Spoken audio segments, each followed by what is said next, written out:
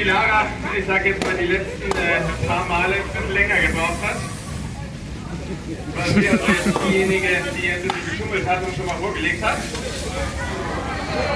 Oh, na wunderbar, prima. So wollen wir das doch sehen.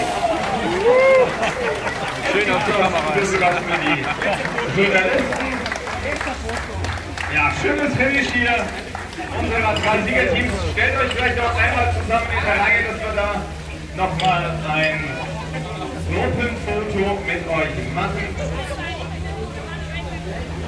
Also einfach nochmal zusammenkommen, sodass wir da unsere drei Gesamtsieger nochmal abfotografieren. Naja, ein belgischer